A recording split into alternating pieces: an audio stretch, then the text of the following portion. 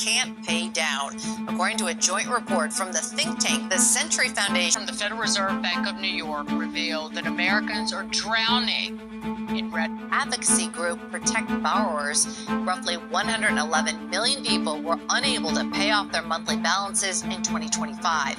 Card debt, to be exact. That's up about 5.5% from just a year ago. Right now, credit card delinquencies in America have climbed to a 15-year high. 13.12% of credit card accounts are 90 or more days past due in the first quarter of 2026, surpassing the levels seen right after the 2008 financial crisis. And it's not just credit cards. Auto loans serious delinquencies hit 5.2% by the end of 2025, within a fraction of a percentage point of an all-time high set in the Great Recession. Here's the part that should really worry. In 2010, when delinquencies were this bad, unemployment was above 5%. Today, it's around 4%. The job market looks fine on the way. So why are millions of Americans falling apart like financial delinquencies? In this video, I'll break down exactly what's driving this quiet collapse, who's getting hit hardest, and what it could mean for the economy next. To understand how we got here, you have to go back to 2020. When the pandemic hit, the Federal Reserve cut interest rates to nearly zero, and the government sent out stimulus checks. For a while, it actually worked. Consumer delinquencies dropped to historic lows, helped by stimulus, ultra-low rates, and pandemic savings. People had more cash, fewer expenses, and easier credit than ever before. But that same easy money period created a hidden problem. A lot of the debt now turning delinquent was originated in that early pandemic window, when borrowing was cheap and credit scores looked artificially strong. Partly because government relief checks and reduced spending temporarily boosted people's finances again. Some borrowers who normally would have struggled to qualify ended up approved for loans they might not have gotten. And many of those loans were tied to vehicle prices that had spiked due to supply chain shortages. So people locked in bigger balances and bigger monthly payments, right as prices were at their peak. Then the other shoe dropped. Starting in 2022, the Federal Reserve raised interest rates from near zero all the way up to about 5.3% by mid-2023 to fight the worst inflation in 40 years. Credit card rates jumped from around 15% to nearly 23%, and auto loan rates roughly doubled. At the same time, the stimulus money ran out, forbearance programs ended, and pandemic savings got squandered. The cushion that had been propping up household budgets simply disappeared. Here's a real example of how this plays out. Take someone who bought a car in 2021 during a supply shortage, when used car prices were inflated and their pandemic-boosted credit score qualified them for a loan that, in a normal year, they might not have gotten. 3 or 4 years later, that loan is still on the books. The payment is higher than it should be. The car has lost value faster than the loan balance has gone down, and their income hasn't kept pace with inflation. That's not a hypothetical. Economists at Cox Automotive and Moody's Analytics point to exactly this pattern as a major driver behind the rise in auto loan delinquencies we're seeing today. So what we're watching right now isn't a sudden shock. It's the slow motion bill coming due for a 5-year cycle of cheap money, inflated prices, and loosened lending standards.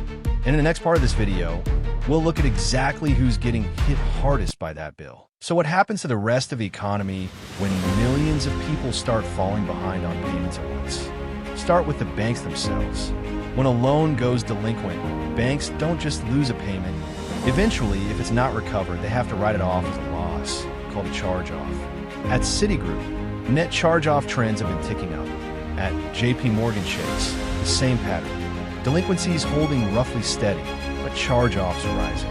That forces banks to set aside more money to cover expected losses, money that can't be used for lending, investment, or returns to shareholders. But here's the important nuance. This isn't hitting every bank the same way.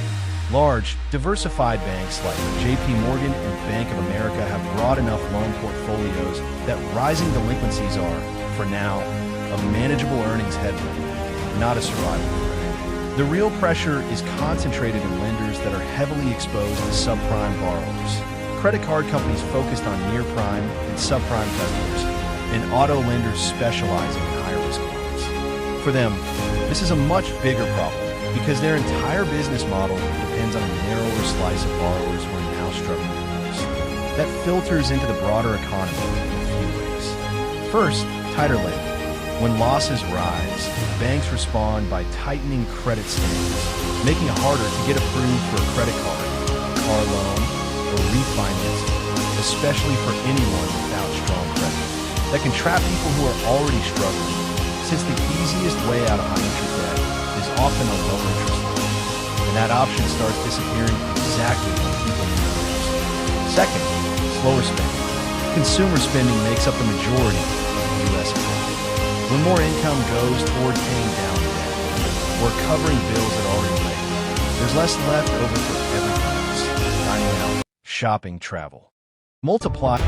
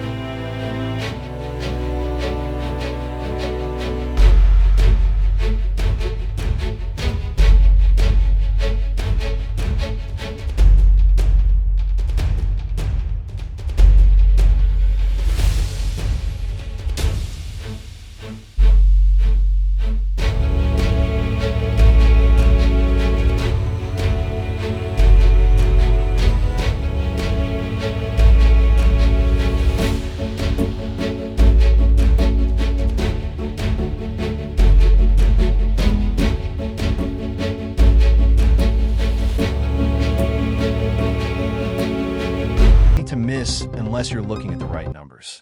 So what does all this actually mean for you watching this right now? If you're current on all your payments, great. None of this changes anything you need to do today. But if you're feeling that squeeze or you're worried you might fall behind soon, here's what actually matters. First, the single biggest mistake people make is waiting too long to act. Lenders, whether it's a credit card company or an auto lender, would almost always rather work with you than chase you down later. Repossessing a car or charging off a credit card actually costs the lender money too. So most have hardship programs, payment extensions, adjusted due dates, or temporary deferrals. But here's the catch. Most of these options disappear once you're already seriously behind. The earlier you call, the more choices you have. Second, not all debt is equal. So if you have to choose, prioritize wisely. A car loan is secured debt, fall behind long enough, and a lender can repossess the vehicle, often without much warning. That's different from a credit card, which is unsecured, painful for your credit score, but nobody's taking your car over it. If you're stretched thin across multiple bills, protecting the loan tied to something you could lose, like your car, usually comes first. Third, refinancing is worth checking, especially if your credit score has improved since you originally took out the loan, or if rates have shifted. Lowering your interest rate, or even extending your loan term, can meaningfully shrink your monthly payment, even though it usually means paying more interest over time. And fourth, if you're dealing with multiple debts at once and feel stuck, free help exists. Nonprofit credit counseling organizations can help build a realistic budget, negotiate with lenders on your behalf, and in some cases consolidate your payments into one manageable monthly amount. This is different from a debt relief company that charges fees. Nonprofit credit counselors typically don't. The bottom line, none of this is a personal failure. As we saw earlier, this is happening to millions of people, often for reasons tied to inflation and interest rates well outside anyone's individual control.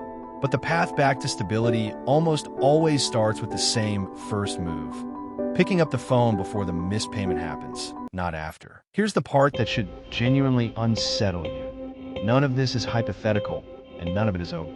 Right now, as you're watching this, there are people checking their bank balance before they fill up their car with gas. People deciding which bill gets paid this month and which one waits.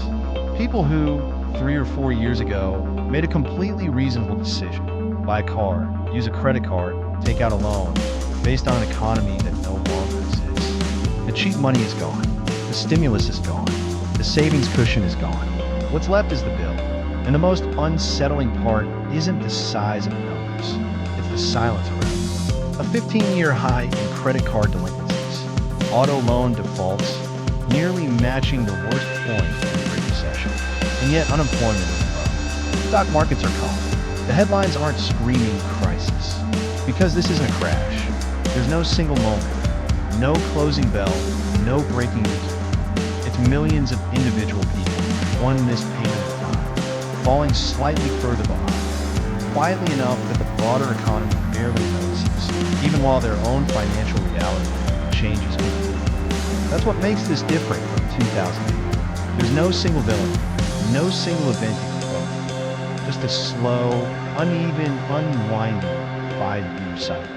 And real people on the losing end of it, often through no greater mistake than trusting the economy they borrowed would still be the economy they had to pay it back in. So where does that leave us? The numbers are real. Credit card and auto loan delinquencies sitting at their highest levels in over a decade. Millions of households quietly falling behind, even while the broader economy looks stable on the surface. This isn't 2008, there's no single crash to point to. But for the people living it, the pressure is just as real. If there's one thing worth taking away from this video, it's this. This isn't really a story about bad decisions. It's a story about timing, about borrowing in one economy and being forced to pay it back in a completely different one. And if you're someone feeling that pressure right now, the most important thing you can do isn't to panic. It's to act early, call your lender, know your options, and remember that millions of people are navigating this exact same thing alongside you. If this video helped you understand what's actually happening behind the headlines, consider subscribing. I'll be breaking down stories like this one regularly, the data behind them, and what they actually mean for everyday people. Thanks for watching, and I'll see you in the next one.